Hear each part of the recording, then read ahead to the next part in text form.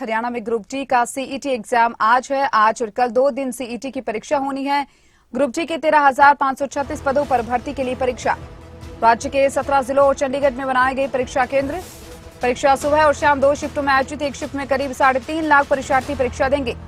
पहली बार phase scanning के बाद ही अभ्यर्थियों की परीक्षा केंद्र में एंट्री। केंद्रों में परीक्षार्थियों की पहचान के बाद ही एंट्री।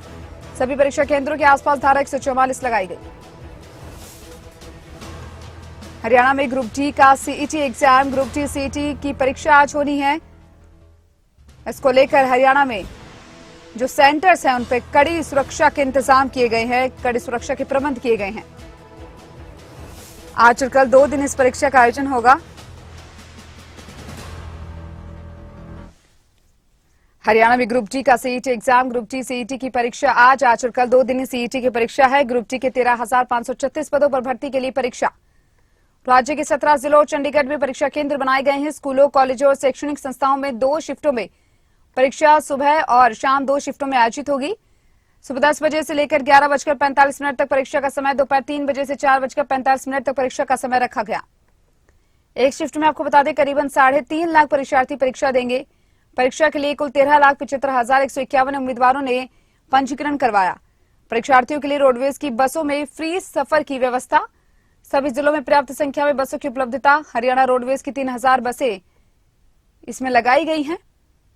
कई शिक्षण संस्थानों की बसों का इस्तेमाल किया जाएगा। सभी परीक्षार्थियों के एडमिट कार्ड दिखाने पर बस सेवा मिलेगी। बस स्टैंड और रेलवे स्टेशनों पर हेल्प डेस्क भी स्थापित किए गए।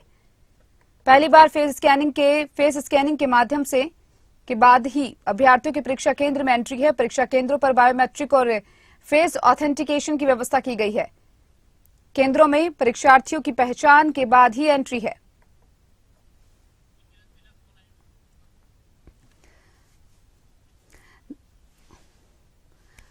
ज्यादा जानकारी के लिए हमारे साथ सोनीपत से हमारे संवाददाता नितिन अंतिल हमारे साथ जुड़ चुके हैं। नितिन, हरियाणा में ग्रुप डी का सीईटी एग्जाम आज होना है। 2 दिवसीय एग्जाम है, जहां पर सोनीपत में जो सेंटर्स है उन पे क्या कुछ इंतजाम किए गए हैं सुरक्षा की दृष्टि से बातचीत अगर की जाए तो?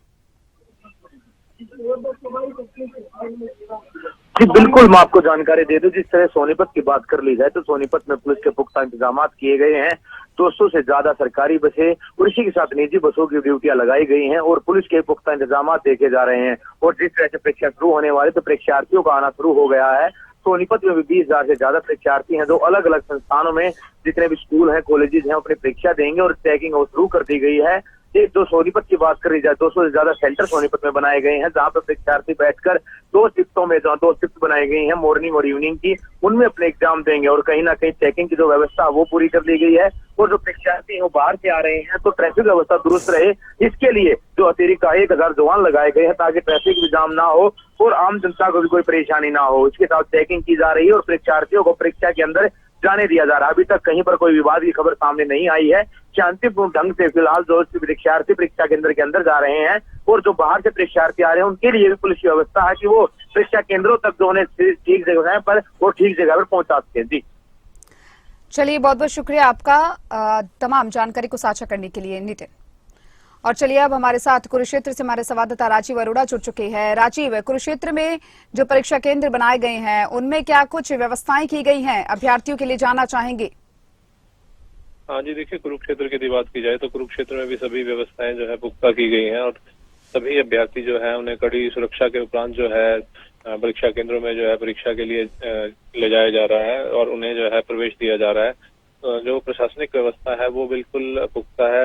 उपायुक्त की तरफ से जो है धारा 144 लगाई गई है। उसके अलावा जो आसपास की दुकानें हैं वो उन्हें बंद किया गया है, फोटोस्टेट की दुकानें, ताकि किसी भी तरह से जो है जो नकल विरोधी जो है सभी व्यवस्थाएं की गई है ताकि जो है परीक्षा बिल्कुल एक जिस तरह से जो पैरामीटर्स हैं वो तमाम पैरामीटर्स के अकॉर्डिंग जो है वो व्यवस्था की जाए। उसके अलावा बसों से जो है इन अभ्यर्थियों को जो है लाने की व्यवस्था की गई थी। रोडवेज की जो है उसके लिए अलग से व्यवस्थाएं थी ताकि किसी भी तरह की जो है जो परीक्षार्थी हैं उन्हें परेशानी ना होने दी जाए। तो कुल मिलाकर कहा जा सकता है कि ये जो परीक्षाएं हैं इस तरह से जो पूर्व निर्धारित कार्यक्रम के मुताबिक चल रही हैं।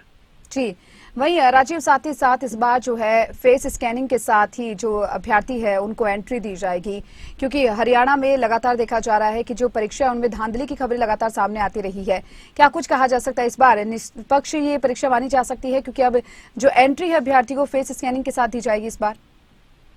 हाँ बिल्कुल, देखिए जिस तरह से जो ऊपर से जिस तरह की गाइडलाइन थी फेस स्कैनिंग की जाए, उसके अलावा जो है उनकी कड़ी सुरक्षा जांच के उपरांत ही जो है परीक्षार्थियों को अंदर प्रवेश किया जाए, ताकि किसी भी तरह की जो धांधली के जिस तरह से आरोप लगते हैं तो वो आरोप ना लगे।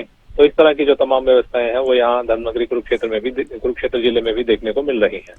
चलिए, बहुत बहुत शुक्रिया आपका तमाम जानकारी को साझा करने के लिए राजीव।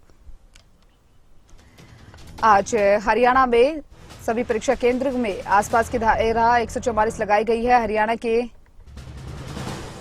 में ग्रुप डी का सीईटी का एग्जाम आज होने वाला है। आज और कल 2 दिन सीईटी की परीक्षा होने वाली है। परीक्षा की तैयारियों को लेकर ग्रुप डी के 13,536 पदों पर यह भर्ती है। पंचकुला, अंबाला, यमुनानगर में परीक्षा केंद्र बनाए गए हैं। कुरुक्षेत्र, करनाल, पानीपत और सोनीपत में परीक्षा केंद्र